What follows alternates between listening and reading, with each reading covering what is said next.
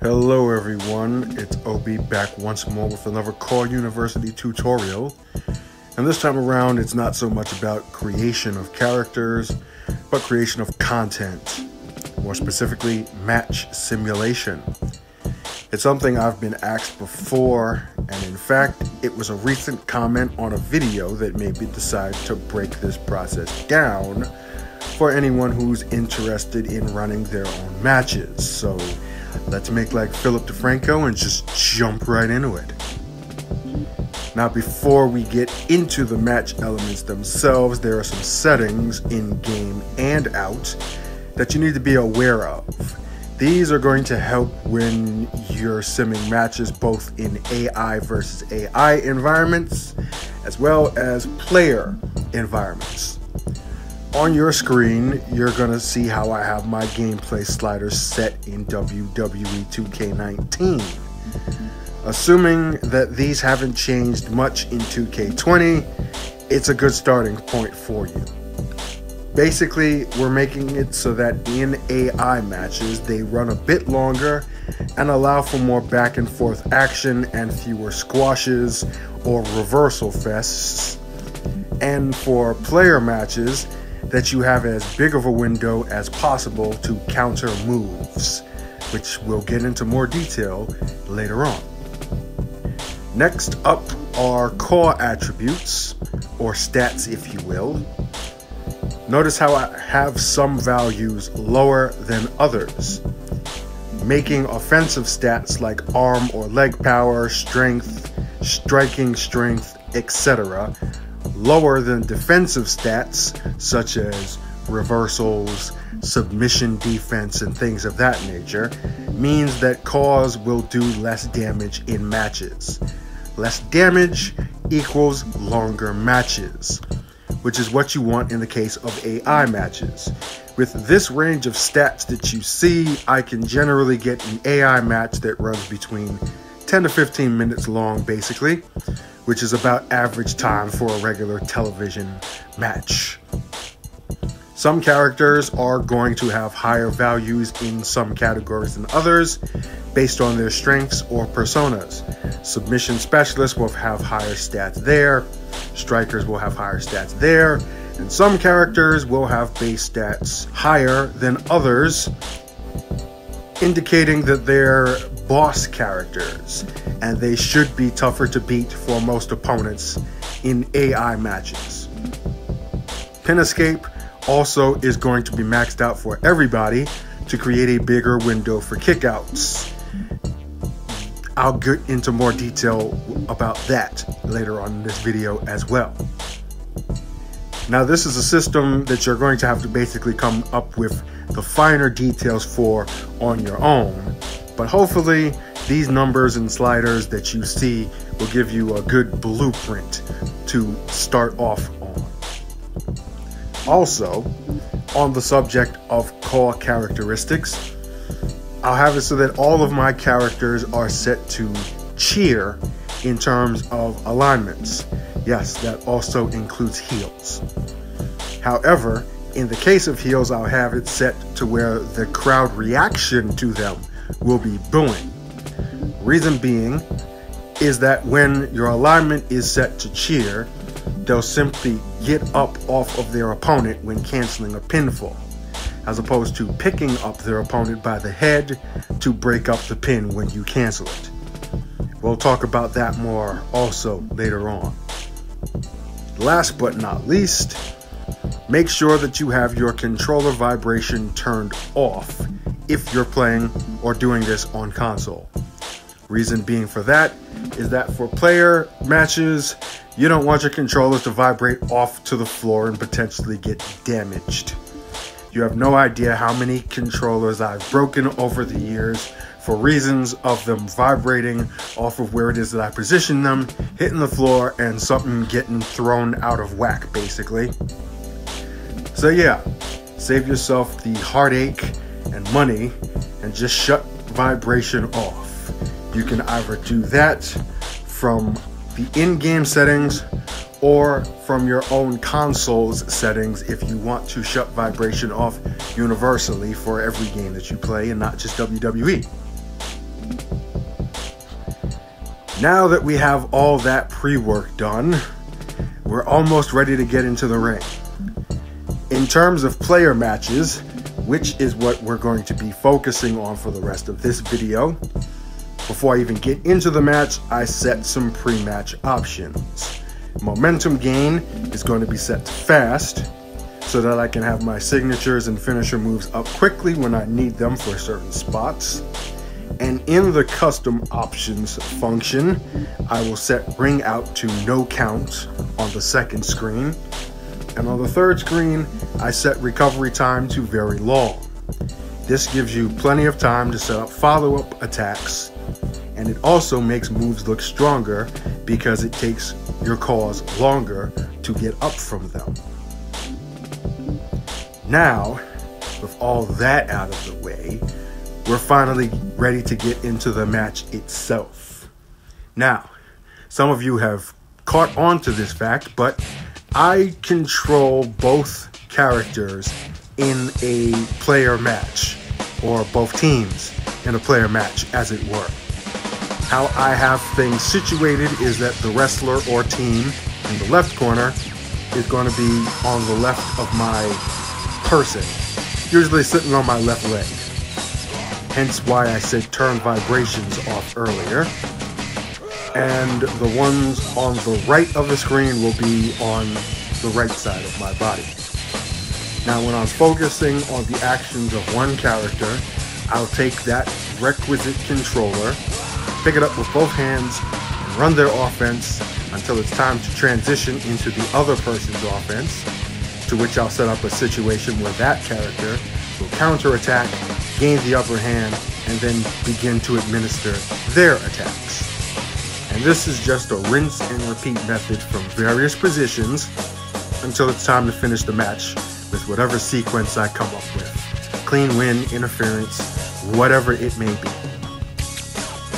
Now, a typical match of mine is going to be split into 3 specific phases: the feel out phase, the flow phase, and the finish phase. And of course, we're going to talk about all 3 in detail right now. Starting with the feel out phase, that's going to be basically the first 3 to 5 minutes of a match, where combatants are chipping away at each other, getting a feel for their opponent, and trying to set up their offense. It's typically going to start up with a tie-up sequence in singles matches, where you can obviously set the outcome between one character or another into establishing a dominant position, or neither of them. You can have your clean breaks or cheap shots, you can have stalemates, etc. From there, you're going to have much faster pacing in terms of attacks, shorter time between counterattacks, and basic or quicker techniques like body slams, suplexes, strong strikes, etc. to give the impression of the competitors still being fresh in the match. Now, the flow phase is going to be the match proper, from a specific point in the feel out phase, where one side gains the upper hand and starts delivering more punishment. Pacing is going to slow down a bit from here, as you'll want to convey some damage starting to be done. Now is where you're telling your story in ring by utilizing the character's persona and techniques. Taunting your opponent, getting the crowd into the match or against your character, nailing big moves into pin attempts, high spots, things of that nature. This is the phase where you're building tension in your match, or your storytelling within the match. Unless it's an intentional squash, there should be no real indicator to the viewer who is going to ultimately win the match. Flow phase shouldn't give away the match outcome. It's the story that leads to the match finish. And that leads us to the finish phase. This is going to be the sequence of actions that will lead to the end of the match. When I say sequence, I don't mean comeback, signature, finisher, though it can be that simplistic if need be. What I mean is a well-thought scenario that leads to a match finish. this is where you can get creative and do things in a way the AI can't do. Maybe one character makes a critical error and the other takes advantage. Maybe the face gets a second wind and rallies from behind, taking a beating to pull out the win against the heel. Or maybe the lights go off in the arena and a demon-possessed version of Haley Jonas beats the snot out of everyone and then gets into a striking match with the Lotus and disappears into thin air.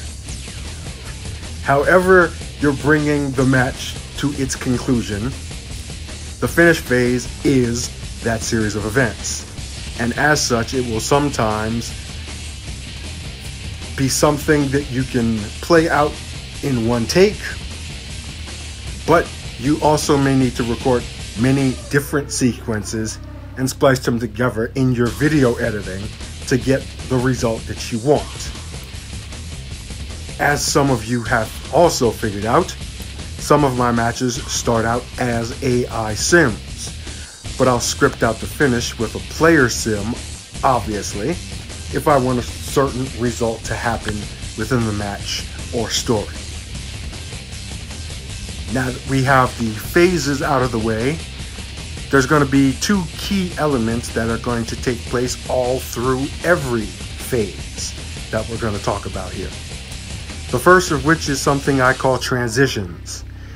These are the points in a match where I will transition, clever play of words, from one character's offense to the others. The simplest way to do this is basically to counter a move and deliver a follow-up attack with the person who is countering. But you have to know how to transition from many different positions and scenarios, as I said earlier. Otherwise it gets repetitive. These all are going to require good timing of countering with the assigned button that you have to counter your moves, which is why we set our sliders to create the biggest possible window to do it. They also only require one button press, so you can attack with one character's controller and counter with the others, and you'll transition the momentum of the match clean and easy, usually. Other transition scenarios include breaking out of working holds or submissions and kicking out or escaping from pin attempts. And speaking of pin attempts, that's going to be our second match element there. These should be used frequently but sensibly, depending on match types, character types, etc. Pins should immediately follow big moves, combinations of moves, or particularly long sequences of offense from any combatant within the match. These are going to create the most tension, and as I said earlier, also serve as good transitions from one character's attack to the next. Now, there's three ways to go about pin attempts. The first is canceling. This is simply using your pin cancel button to break the pin up by getting up off of your opponent. It's not the best looking way to do it, but it is the easiest and most consistent. As said before, aligning cheer gives you the simple get up animation, which you can do most frequently, unlike the pickup animation from a boo alignment, which would be kind of weird doing more than once in a match. It looks less obvious when you're canceling from a pinning combination move, however, so it's good to have those kind of moves like suplexes with a bridge, power bombs with a bridge, diving moves into pin attempts, things of that nature, sprinkled into your movesets for this purpose. The second method of pin attempt is just basically going to be the normal pin. This is using the actual pin mechanic to kick out of a pin. It's going to be a pretty good looking scenario there, but it's risky even if you max out the pin attempt stats on your CAWs, because in the event that you mistime it, you prematurely end the match and have to start a new one to continue simming where you left off. Or even at times having to start the match completely over from the beginning, which sucks. I'll use these early in the phases, like the feel out phase, and really early in the flow phase, when there's less damage done to my characters, which means the window to kick out of pinfalls is going to be bigger. The last pin attempt method is going to be resilience, which is obviously using the resilience payback move to instantly break up a pin. It charges up as you take damage within a match, so it's not going to be readily available all the time. But obviously, you use these in the end portions of your matches, such as the end half of the flow phase leading into the finish phase, when you have too much damage dealt to all of your characters to rely on the normal pin.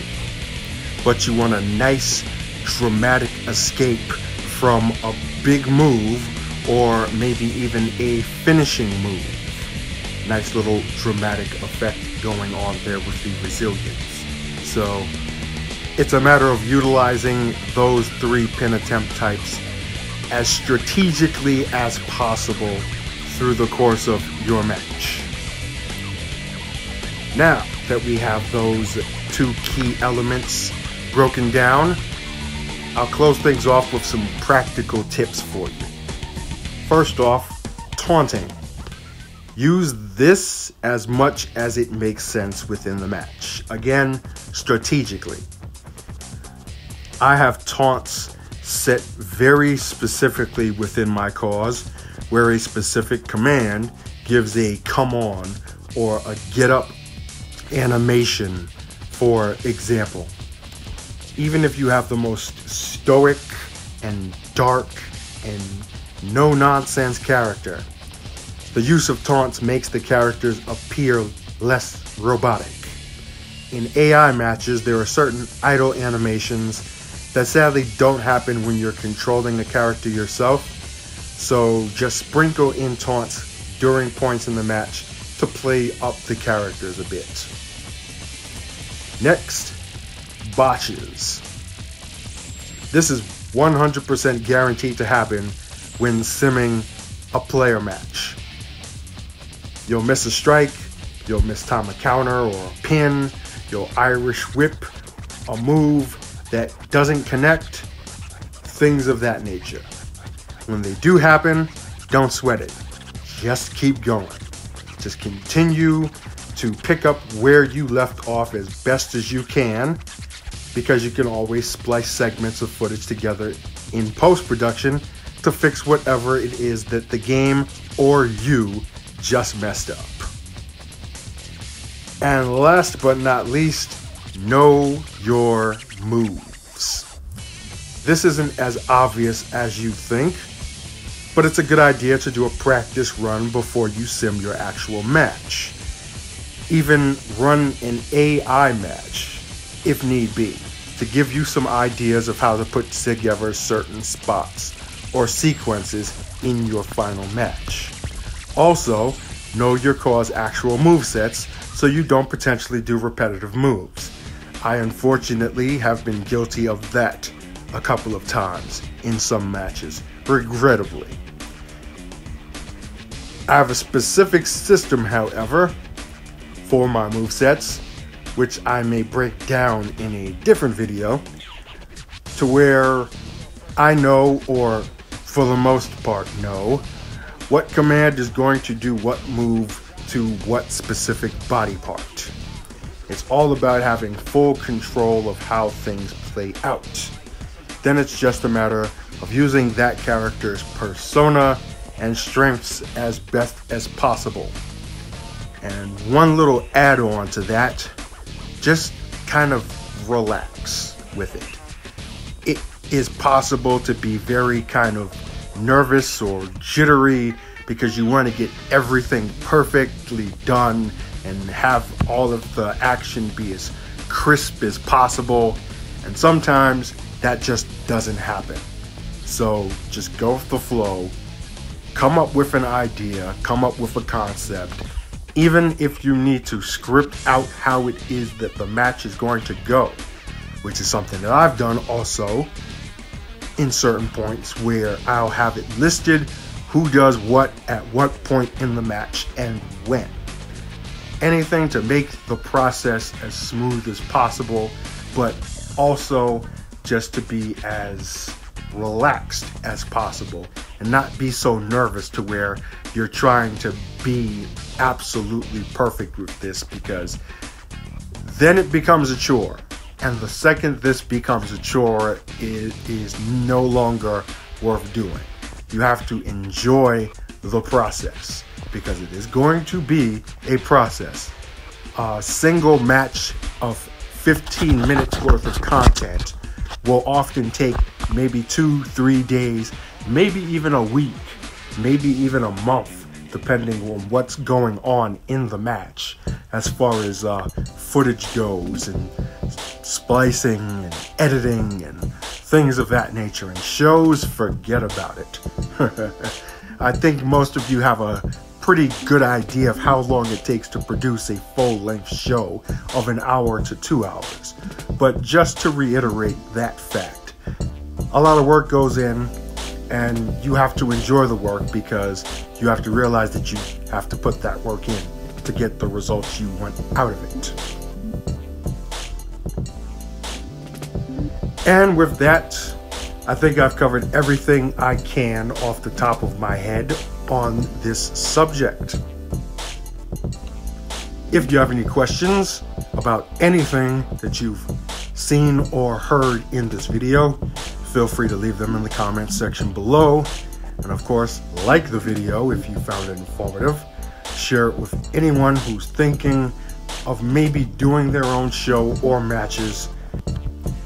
And if you haven't done it already, shame on you. Subscribe to my channel and hit that good old notification bell. You know how it works. Thank you all for watching. And until the next time, this is Obi, and class is dismissed.